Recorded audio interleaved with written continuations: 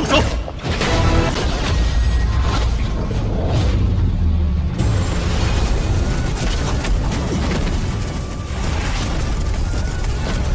Сяо Янь покидает империю Дзяма и прощается с братьями и всеми остальными. К сожалению, свадьбы Сяо Яня и Цайлинь не показали. И по сути в сериях ни разу не говорилось, кем является Сяо Сяо для Сяо Янь. Видимо, у создателей не было выбора, либо оставить Сяо Сяо в сюжете и ни слова не говорить об отношениях королевы Медузы с Сяо Янем, либо вырезать девочку вовсе. Но мы, знающие как в оригинале, будем считать Сяо Сяо дочерью Сяо Яня и Цайлинь. Прибыв в павильон падающей звезды, Сяо Янь представил девочку учителю. Было забавно видеть, как Сяо Сяо признала Яо Лао своим наставником, а он рассмотрел в девочке огромнейший талант к алхимии. Но опять-таки Сяо Сяо ни слова не сказала. Как показали в трейлере 163 серии, начинаются события Древней Пустоши. С благословения учителя Яо Лао, Сяо Янь вместе с Сяо Исянь, Цин Линь и королевой Медузы отправились в это опасное путешествие ради сокровищ древнего дерева Бодхи. Это крайне важно для прорыва в уровень святого Доушен. Кроме того, Яо Лао дал Сяо Яню пространственный нефрит. Если разломать его, учитель немедленно прибудет на подмогу. А еще с ними, согласно оригиналу, был старейшина павильона, обладающий силой почтенного воина высшей ступени. Почтенный Яо Тяньхо все еще не покинул своего уединения. Цай Линь и Сяо Исянь находились на уровне почтенного воина 8 звезд. Объединив силы, они способны сражаться против эксперта высшей ступени почтенного воина. Обладая тройными зрачками цветочной змеи, Цин Линь могла управлять весьма могущественными силами. Вдобавок, она могла управлять змеиными формами волшебных зверей, поэтому ее присутствие очень важно. Сяо Янь тоже хорошо подготовился. Немалую роль играли семена Бодхисаттвы, что он получил из слюны трансформации тела Бодхи. Регион Древней Пустоши был опасным местом, где царствовали свирепые звери. Сначала Сяо Янь с товарищами прибыл в пустынный город, который считался последним человеческим городом на границе с древним пустынным регионом. Собранные сведения оказались пугающими. Все группы, которые решились войти в древнюю пустошь, погибли, и среди них были даже могущественные эксперты уровня почтенных воинов 9 звезд. Эти новости заставили Сяо Исянь и Цин Линь задуматься, не слишком ли опасно идти туда, но отступать было невозможно. Сяо Янь предложил план: дождаться, пока в город прибудут сильные эксперты, и последовать за ними вместе с большой группой. Раз уж регион считался запретной землей для людей, значит опасности там поджидали на каждом шагу. Оставалось только держаться рядом с другими и внимательно наблюдать, чтобы не допустить ни одной ошибки. Ведь любая неосторожность могла привести к гибели всей группы. На следующий день за стенами пустынного города собралась огромная толпа. Перед ними раскинулся мрачный древний лес.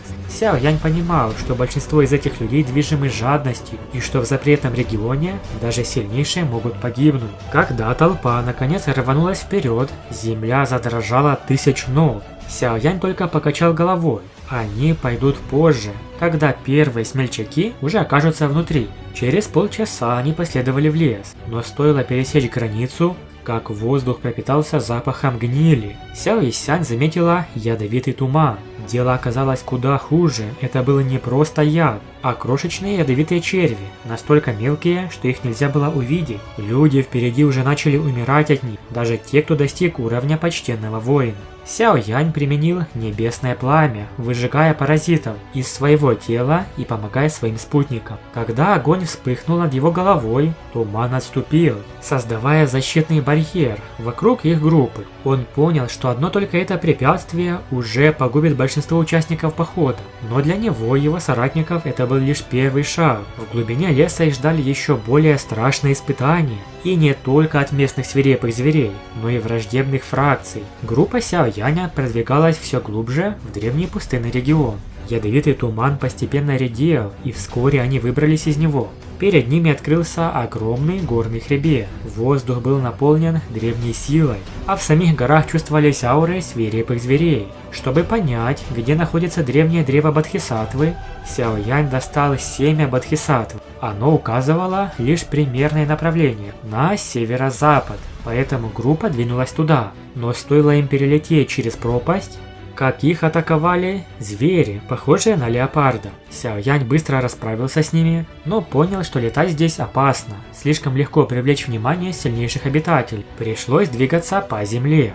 По пути они встретили других экспертов, тоже сумевших пройти сквозь ядовитый туман. Но Сяо Янь не стал с ними общаться. В таких условиях никто никому не союзник. Все пришли сюда ради одного – сердца Бодхисаттвы. Вскоре старейшина павильона Цин Чэнь, которого отправили на разведку, вернулся с новостями. Впереди он заметил группу из фракции Духовного Неба. Эти люди когда-то пытались убить Сяо Яня, и у него оставались с ними незакрытые счеты. Более того, старейшина подслушал, что они собираются напасть на другую группу, на цветочную фракцию. Это известие резко изменило выражение лица Сяо Яня, ведь именно там могла находиться Юнь-Юнь.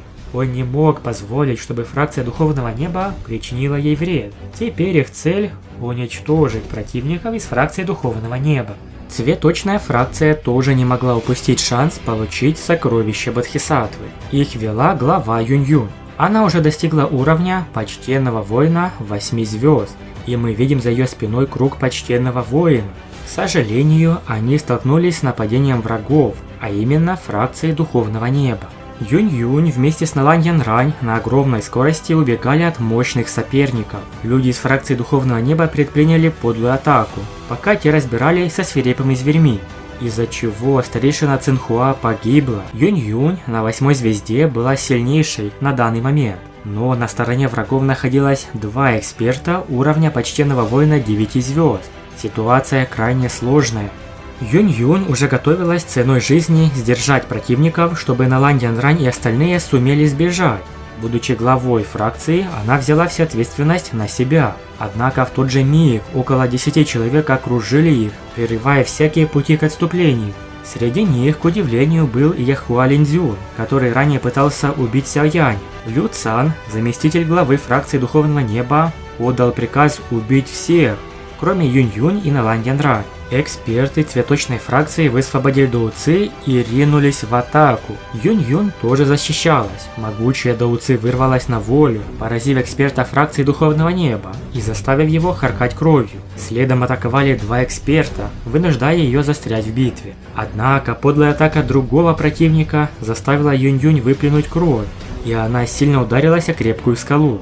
Юнь-Юнь сжала зубы, ожидая своей участи. Она собрала всю силу, чтобы встретить следующую атаку, но вдруг ветер резко спустился с неба, вместе со сверкающим золотым светом. Перед ней упала чудовищная фигура, которая махнула кулаком и мгновенно поразила Яхуа Линзюня. Ужасная сила превратила шокированного мужчину в груду мяса. Шок вспыхнул на лицах экспертов фракции Духовного Неба, когда они увидели произошедшее. Они с ужасом уставились на золотого гиганта и быстро отступили. Псы фракции Духовного Неба способны лишь на подлости. Прогремел голос гиганта Сяо Яня. Мы уже говорили в предыдущем видео про технику «Стеклянное тело гиганта». Вот оно в деле. Золотой гигант появился внезапно. Лю Цан, заместитель главы фракции Духовного Неба, увидев, что Яхуа Линзюнь разлетелся на кусочки, применил свою мощнейшую технику – драконий кулак величия ада, создав огромного черного дракона из Доуци, который с яростным ревом ринулся на врага. Но гигант, не используя сложных техник, лишь сжал кулак и ударил прямо по дракону. Пространство треснуло, и черное создание рассыпалось, а остаточный удар сбил Лю Цяна с ног и отбросил далеко назад.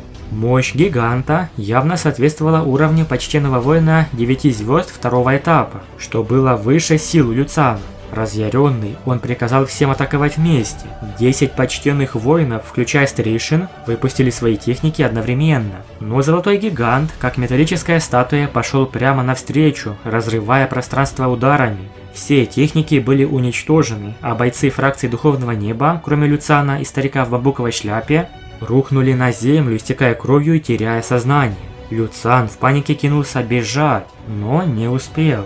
Страшная сила проникла в его тело, распыляя его органы и даже кости в пыль. Золотой гигант вдруг предстал перед Юнь-Юнь и шокированными старейшинами цветочной фракции, когда прикончил Лю Цяна с одного удара. Большое спасибо за просмотр, подписывайтесь на канал и всем пока!